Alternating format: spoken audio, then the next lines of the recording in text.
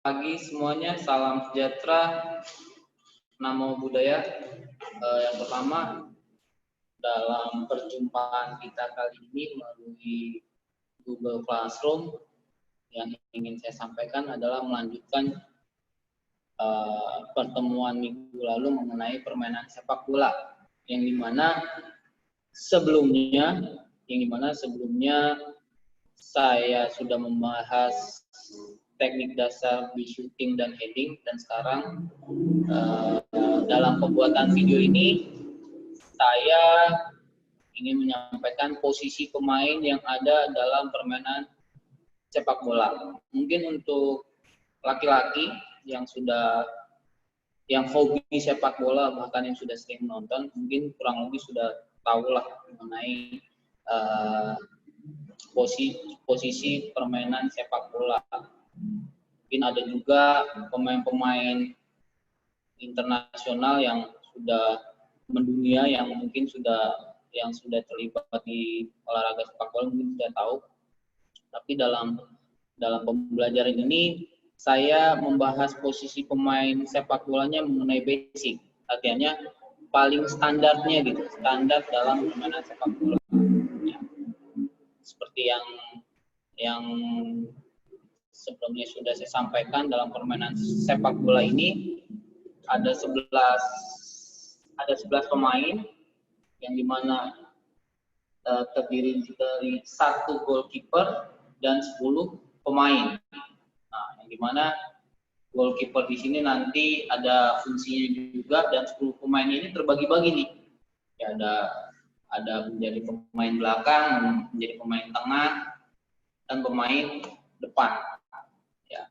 Di sepak bola ada yang namanya pola atau strategi permainan, macam-macam pola ini. Ya.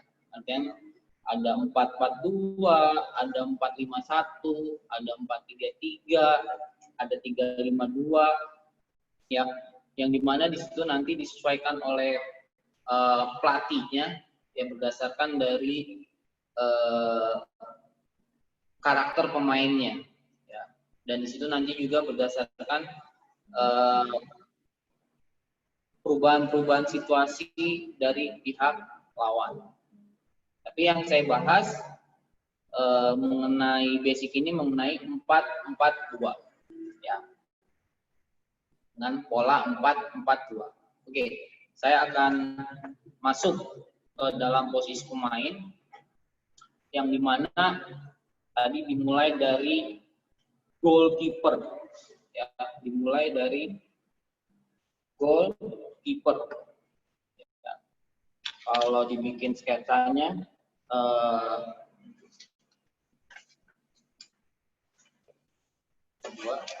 goalkeeper, ya, ada goalkeeper di sini. Tunggu, saya nyari angle yang enak biar kalian pun terlihat enak. Ya. Goalkeeper di sini.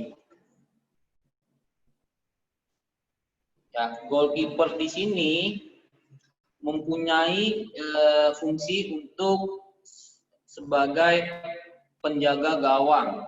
Dia mempunyai cakupan areanya dari sudut sini sampai sudut sini. Artian cakupan area dia di sini, dia bisa menggunakan tangan. Di luar dari sini dia tetap seperti pemain harus menggunakan kaki. Ya, ini area dia nih, yang dimana dari sini nih lebarnya ini 40 meter kurang lebih. Ya, dan dari sini ke sini panjangnya 16 meter. Dia punya area luas jangkauannya dengan menggunakan tangan di sini. Ya. Goalkeeper bisa menggunakan tangan di area. Kalau di luar ini dia harus menggunakan kaki. Selain itu, kiper juga kiper sebagai awal serangan. Kalau terjadi goal kick, dia akan melakukan tendangan, ya, dari sini. Dia melakukan tendangan dari sebelah sini. Kalau yang setara di sini dari gawang ini. Nah, dia akan melakukan goal kick, ya, tendangan gawang. Selain itu dia juga bisa melempar ke pemain. Ya. Jadi goalkeeper selain menjadi penjaga gawang atau seorang terakhir dalam pertahanan, dia juga mengawali penyerangan. Oke. Sini goalkeeper posisinya. Dan tadi saya bilang, ya saya menggunakan skema 4-4-2. Ya, menggunakan skema, lihat nih. Menggunakan skema 4-4-2. Sebentar, settingin lagi.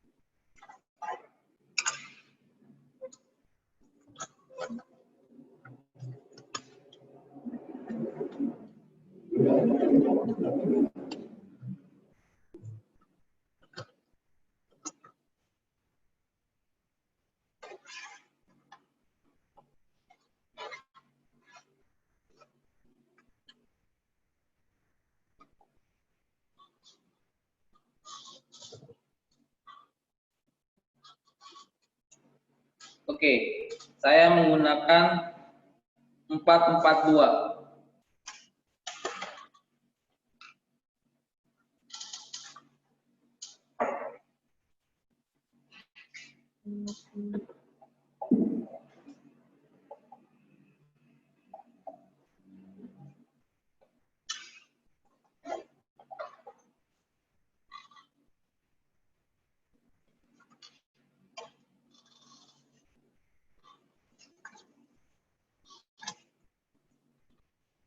Saya menggunakan 4-4-2, yang dimana di sini ada CB, di sini ada CB-nya 2, ada LB, ada RB, ya, CB, LB, RB. CB di sini maksudnya center back, back tengah. LB di sini left back, back kiri. RB di sini maksudnya right back, back kanan. Untuk center back ini biasanya tugasnya menjaga striker atau menjaga penyerang lawan. Seandainya di sini ada seorang penyerang, ya, dia akan menjaga ini, memarkingnya.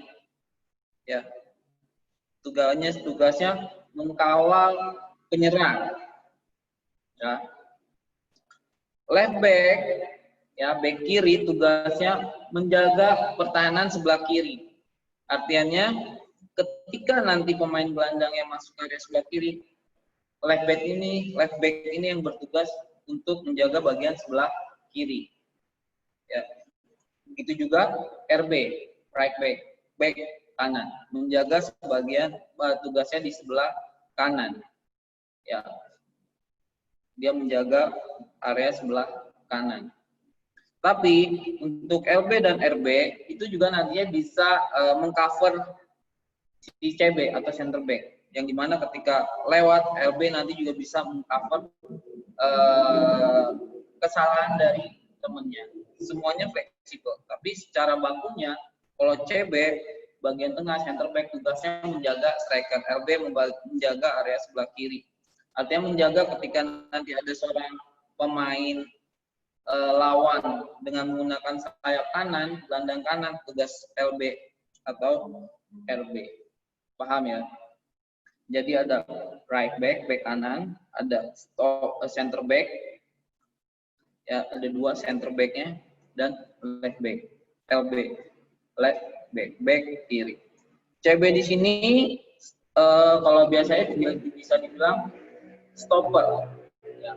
Terus pengembangan dari CB ada yang namanya sweeper atau penyapu. Artinya penyapu, dia tidak menjaga gawang, dia akan paling belakang nih, biasanya kalau sweeper hampir sama kayak libero, dia menggunakan 5 back. Itu dulu sekali gitu. Ya, tapi saya di situ informasinya mengenai pengembangan dari center back aja. Tapi kalau yang normalnya back tengah atau center back. Paham ya? Tugas RB dan LB sama, RB, CB dan LB bukan di bagian belakang aja. Nanti biasanya ketika menyerang, apalagi kalau lagi corner, ini CB biasanya ada di posisi ini.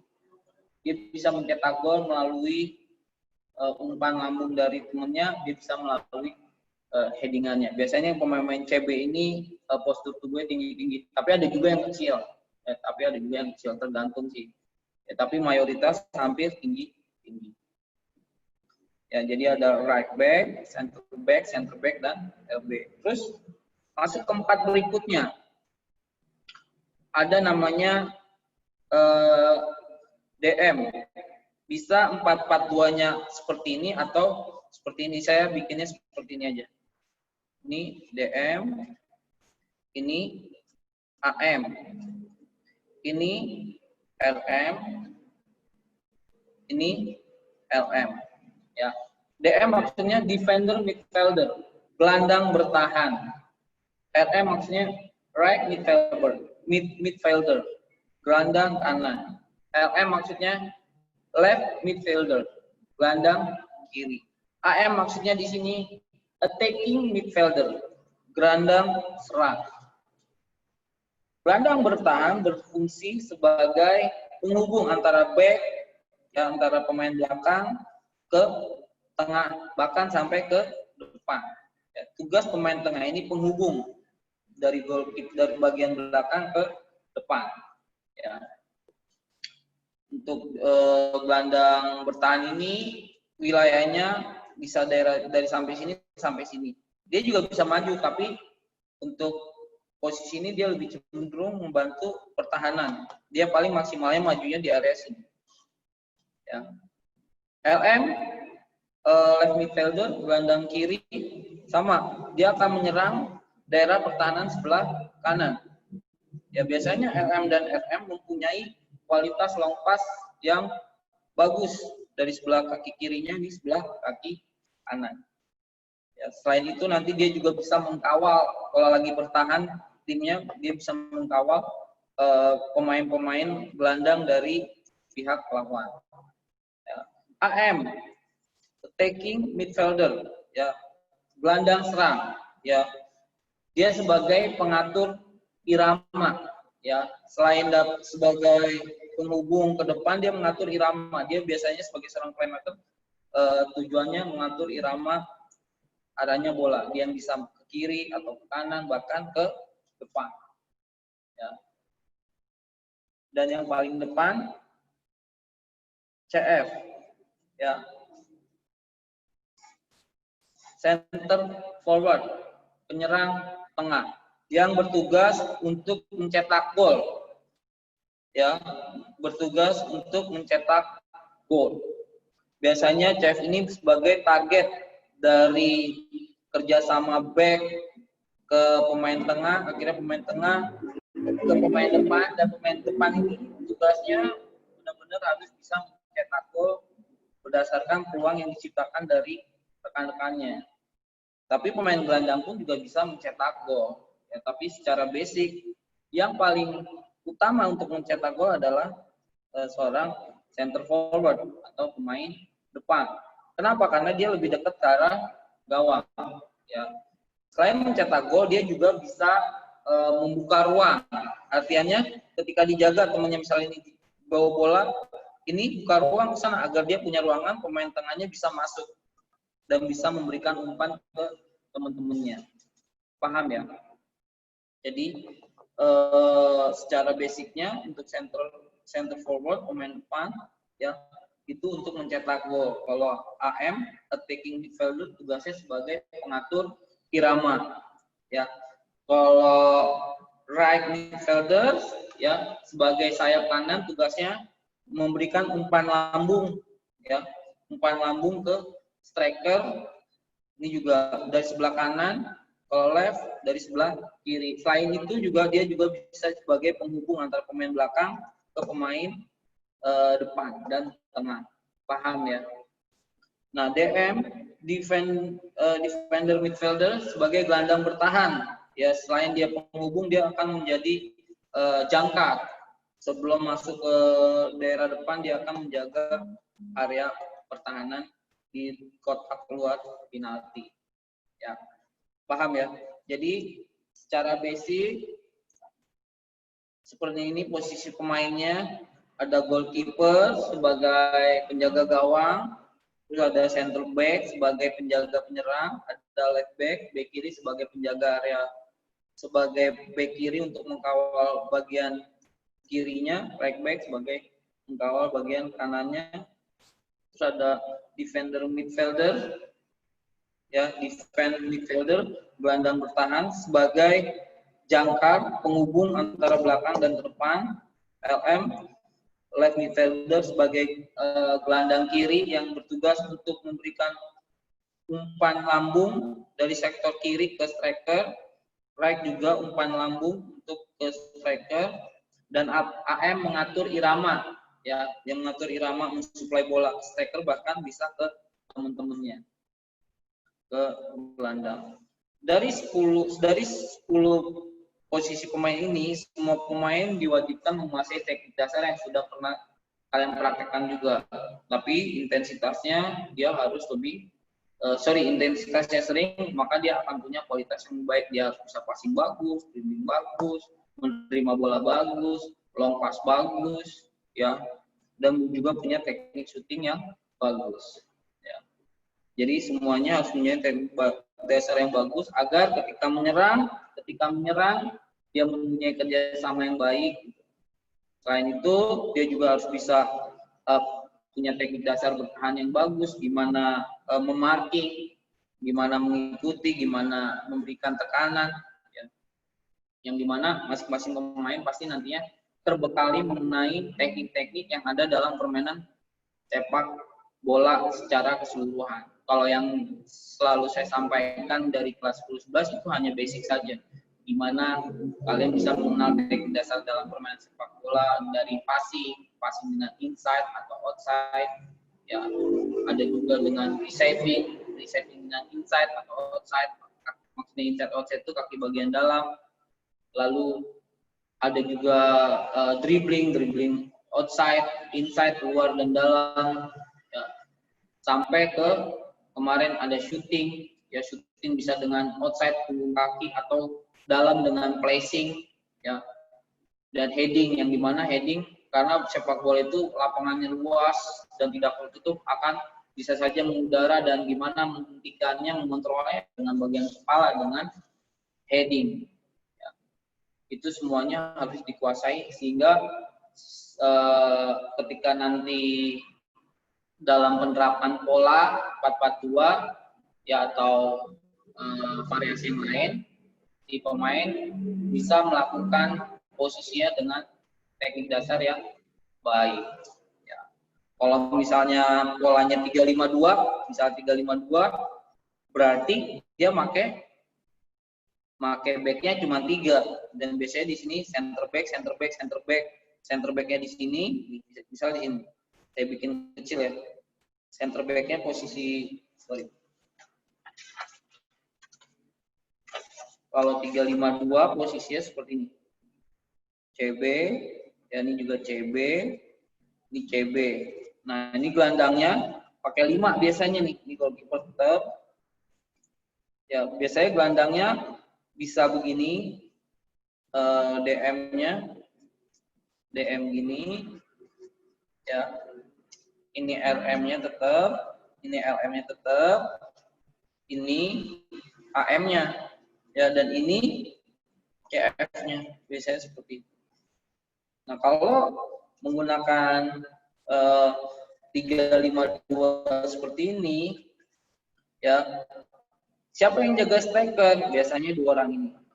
Ya, yang ini CB di sini berfungsi sebagai sweeper atau libero yang tadi saya bilang. Dan ini biasanya orang paling belakang yang bisa membaca situasi dengan baik. Tapi ini tetap menjaga. Dan ini dua orang ini nanti akan mengawal pemain tengahnya nih, pemain tengahnya si pihak lawan. Ya, nanti ada yang bertugas sebagai menjaga AM-nya, ya. Artinya pemain gelandang serangnya ini juga menjaga pemain-pemain gelandang serang kiri dan sebelah kanannya. Ini kurang lebih seperti ini. Paham ya? Ada juga 4-5-1. 4-5-1 biasanya menggunakan 4 back kayak tadi, ini tetap 5. Ya, cuma ini 4 back nih, 4 back, ini 5, strikernya cuma 1. Ya, strikernya cuma 1. Biasanya nanti AM-nya ini dimultifungsikan sebagai second striker. Ya. Jadi kurang lebih seperti itulah. Ya, jadi posisi pemain itu ada center back, ada back kiri, ada back kanan, ada gelandang bertahan, ada gelandang serang, ada gelandang kanan, ada gelandang kiri, dan ada penyerang. Jadi kalau secara hitung-hitungan hanya ada 8 posisi, 9 dengan goalkeeper. Tapi semuanya si pemain itu nantinya bisa fleksibel berdasarkan kesalahan dari teman-temannya, atau dibilangnya covering. Ketika gagal, misalnya center back-nya gagal menjaga lawan, nanti ada bantuan dari back kiri atau back kanan, tergantung sisi mana yang salah. Jelas ya? Jadi saya harap bisa dipahami mengenai posisi pemain, ya, mengenai center back, ya, mengenai back kiri, back kanan, gelandang bertahan, gelandang menyerang, gelandang kanan, dan gelandang kiri sampai ke penyerang. Ya. Kalau center back berarti menjaga striker, back kiri menjaga pertahanan sebelah kiri, back kanan menjaga sebelah kanan. Gelandang pertahanan jangkar, ya, yang dimana ketika lagi menyerang dia penghubung dari daerah belakang ke depan. Kalau dia lagi bertahan, menggagalkan kreatifnya, artinya menggagalkan gelandang serangnya dia, menjaga gelandang serangnya pihak lawan. Gelandang kanan melakukan serangan dari sebelah kanan untuk memberikan umpan-umpan lambung. Kiri juga sama, umpan-umpan lambung dari sebelah kiri dan sebelah kanan. Gelandang menyerang sebagai pengatur irama, ya, kapan dia harus mendistribusi ke depan, kapan dia distribusi ke samping kiri, gelandang kiri atau gelandang kanan. Bahkan dia bisa melakukan tembakan langsung ke gawang. Nah, kalau penyerang, center forward tugasnya untuk mencetak gol ke gawang lawan. Paham ya? Saya harap bisa dipahami buat posisi pemain yang ada dalam permainan sepak bola. Tadi saya bahas lagi nih, saya ulang lagi, ada goalkeeper, penjaga gawang, terus ada back tengah, penjaga striker, ada juga back kiri, penjaga area kiri, back kanan, penjaga area kanan, terus ada gelandang bertahan sebagai jangkar atau sebagai penghubung bagian tengah dan depan. Terus ada gelandang kanan memberikan umpan melalui sisi kanan, umpan lambung. Gelandang kiri juga dari sisi kiri umpan lambung. Terus ada gelandang serang, pengatur irama, ya, mendistribusikan bola ke depan, ke kanan, kiri atau ke belakang. Dan ada center forward, penyerang depan, ya, untuk menciptakan gol atau mencetak gol ke arah lawan. Oke, kurang lebih seperti itu untuk posisi pemain yang ada dalam permainan sepak bola. Tadi saya menjelaskan dengan pola 4-4-2. Kalau 3-5-2 berarti 3 back-nya. Ya, kalau 4-5-1 berarti gelandangnya 5. Ya. Tapi untuk yang populernya sekarang ada juga 4-3-3, 4-nya belakang, 3-nya tengah, 3-nya depan juga. Itu biasanya striker tengahnya satu, dan di situ yang bagian depannya itu sebagai penyerang sayap, yang dimana maksudnya di situ sebagai sayap kanan, sayap kiri. Ya beda sama gelandang ya, kalau sayap kanan, sayap kiri di sini nanti berfungsi sebagai second striker juga gitu. Dan biasanya kalau 4-3-3 itu cara bermainnya dari sisi kanan, ya, sisi kiri, ya, lebih banyak arah situ. Tengah itu hanya sebagai penghubung saja. Tapi untuk cetak golnya pasti selalu dari kanan dan kiri. Tapi untuk modernnya sih sekarang menggunakan 4-5-1. Oke, tapi saya nggak mau terlalu luas ke sana. Tapi saya membahas mengenai posisi pemain yang tadi saya sampaikan. Paham semuanya ya? Saya harap bisa dipahamin. Mohon maaf kalau misalnya tadi pas lagi menjelaskan nggak terlihat gitu, ya nggak terlihat karena tadi saya udah memaksimalkan dengan berbagai angle. Kalau misalnya sekiranya ada yang ingin ditanyakan bisa chat saya. Terima kasih ya untuk perhatiannya. Semoga ini bisa jadi petunjuk mengenai posisi permainan sepak bola. Terima kasih untuk hari ini. Selamat pagi semuanya. Salam sejahtera. Namo Buddhaya. Bye.